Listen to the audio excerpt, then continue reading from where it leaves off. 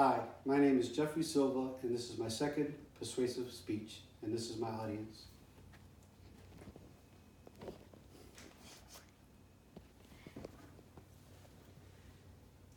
Has anyone ever come home from a normal day at work, school, or your daily routine to find that a loved one has taken his or her own life? I certainly hope not, but that's something that occurs far too often every single day in the United States. I hope that my speech will help those that this may apply to. What I'm going to talk to you about is how to proceed with life after suicide.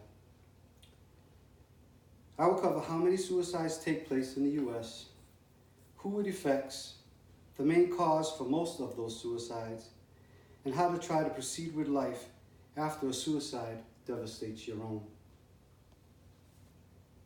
First, let's look at how many people commit suicide.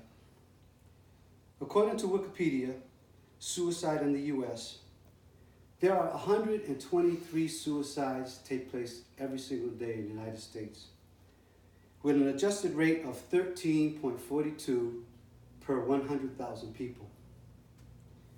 Also, according to Wikipedia, in 2016, there were 44,965 suicides, up from the 42,773 suicides that took place in 2014.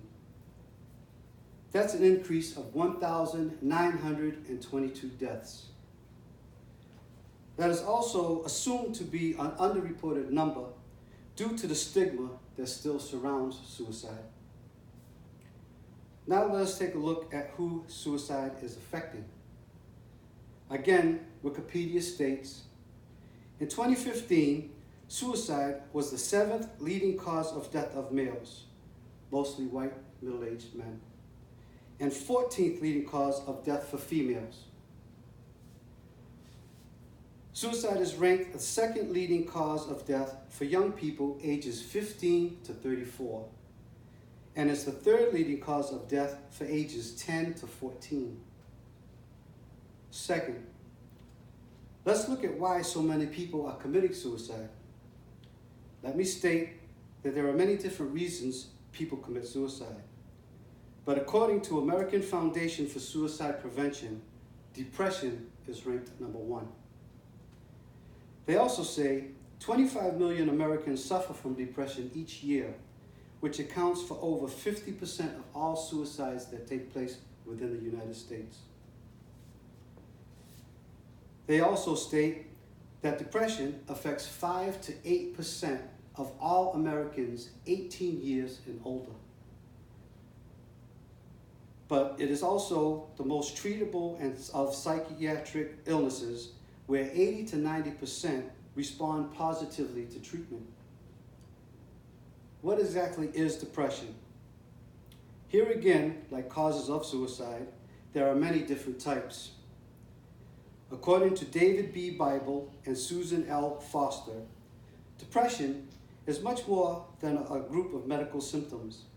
It is a multifaceted disorder affecting every aspect of a person's life: physical, mental, relational, and spiritual. Despite popular belief and one of the stigmas common associated with suicide, suicide is not a selfish act. The person truly believes that their family, friends will be better off without them. So, how do we proceed with life after suicide? There are too many stages of grief to cover in a 7-minute speech, and everyone grieves differently. That said, there's no clear-cut answer that applies to all. For starters, come to grips with the fact our life's journey may not be the same as others.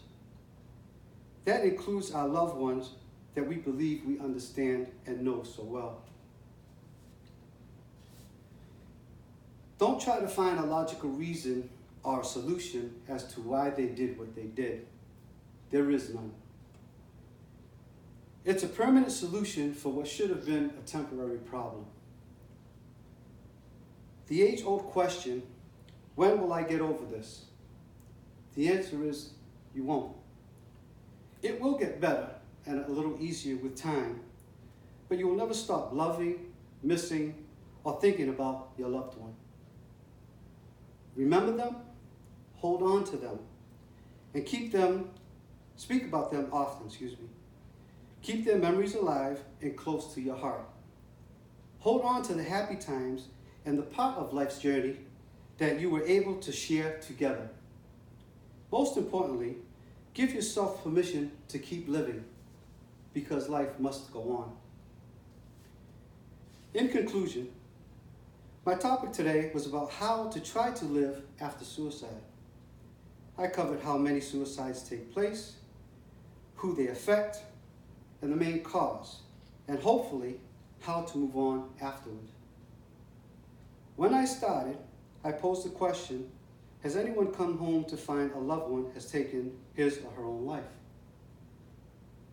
What I'm about to share with you is very personal, close, and dear to my heart. It was a normal late Saturday afternoon when I arrived home from work to find my whole world had come to a complete halt, and that my family's lives would be forever changed. A change that was so unexpected and shocking, leaving us confused and in disbelief. My wife, best friend, and mother to our children had ended her journey here on earth with us, along with her pain. May you rest in peace, Denise. You are forever in our hearts and thoughts, and we all love and miss you. I hope and pray that this helps someone. Thank you.